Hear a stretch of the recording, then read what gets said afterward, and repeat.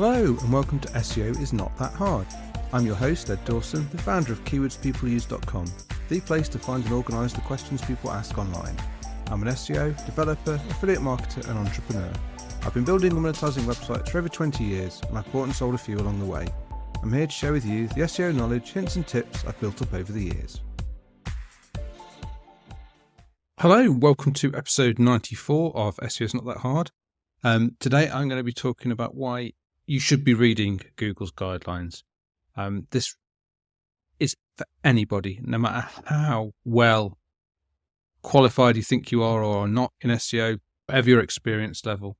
This is really like basic, back to basic stuff.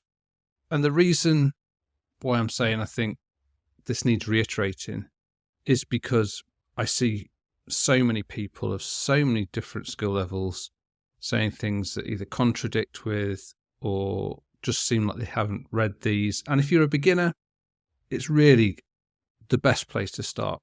Now, this isn't going to be a rant about how everybody should just do what Google asks, because that's not what this is about. This is about understanding what playing field is that Google ideally want.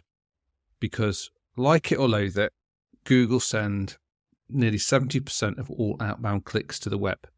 So you can decide you don't want to play with Google traffic, then that's fine, but you're cutting yourself off from more than 2/3 of the potential traffic to your website. I don't think anybody really wants to do that. At the end of the day, we all want to be in Google, but it's Google's sandpit.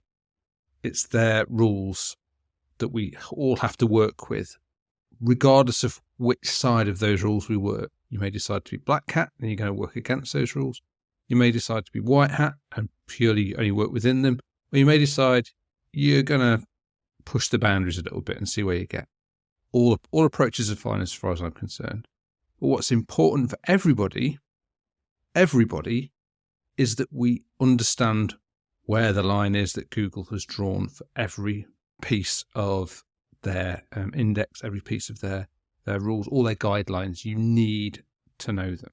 It's not enough just to read them and know them once. It's a key thing you've got to keep your eye on because they change all the time. They've recently made a new version. It used to be called Webmaster Guidelines. It's now called Google Search Essentials. I'll put links to them in the show notes, or you can just Google Guidelines or Google Search Essentials. Now, they change these regularly. So regardless of where you're deciding to play, you need to keep in touch with where they are at any one time. They've actually simplified them quite a lot in the last round. Why? I don't know. I suspect partly is because I think Google has improved technically over the years on how it can crawl and understand content. For example, years ago, they couldn't understand anything that was in JavaScript. Now, JavaScript, they render it, they can find stuff, they can find JavaScript links. There's all sorts of things they didn't used to be able to do that they can do now.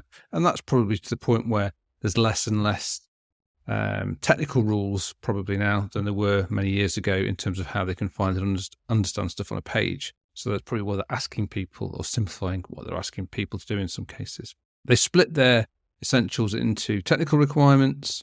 That's the kind of things Google's needs from a web page to show in Google search. Then it has their spam policies, which is the ones that there's been an awful lot with recently. Obviously, when we're recording now at the time, the March core update is still rolling out, and there's a lot in there around those spam policies, those new spam policies they've put in.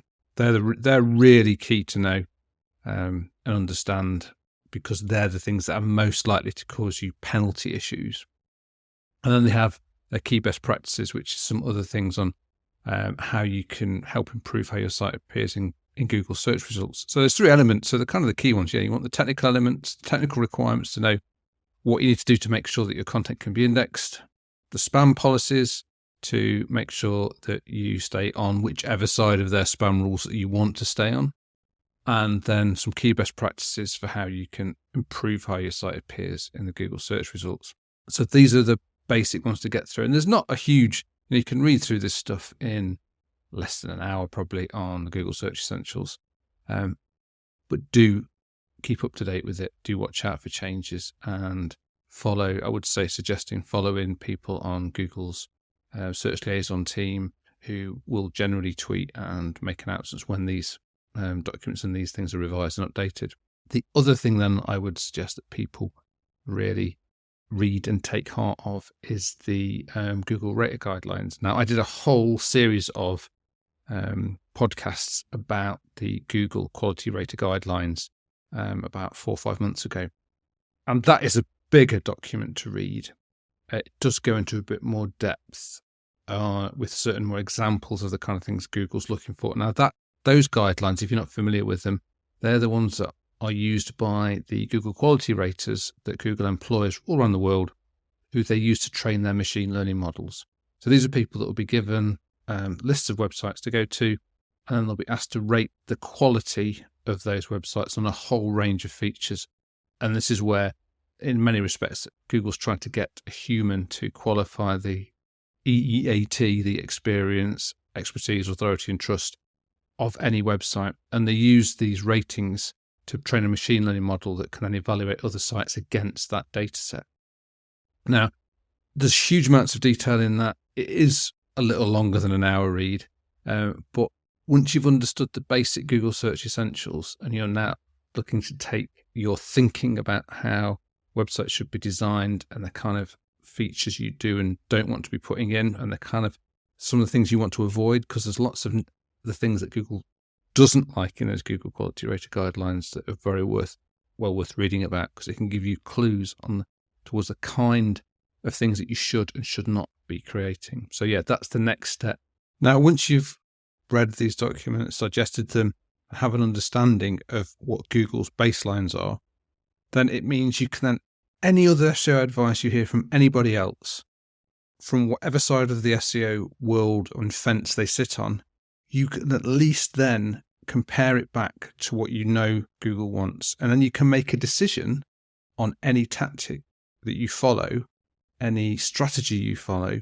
You can base it against those guidelines, and then you at least can evaluate any risk or lack of risk, or whatever the risk is, and your tolerance of risk against those guidelines and against the advice and strategies that people are suggesting to you, or you're coming across online from other people. Because, as I've mentioned in another podcast just a few days ago, I'm really frustrated about how some people are pushing tactics without telling people explicitly what the risks are and where it stands against Google's guidelines.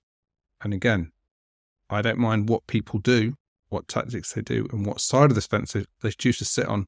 But I think if they're educating other people, they really need to be clear about any risks there are and how any tactical strategy stacks up against what Google actually wants, so people can choose what to do. And if people want to choose black hat, grey hat, white hat, whatever makes them comfortable based on their risk tolerance and what they want to achieve and in what timelines, and then it's all fair, and that's all fair enough. So yeah, that's today. So I will put links to both those documents, and I would suggest go read them and see what you think. Before I go, I just wanted to let you know that if you'd like a personal demo of our tools at Keywords People Use, that you can book a free, no obligation, one-on-one video call with me, where I show you how we can help you level up your content by finding and answering the questions your audience actually have.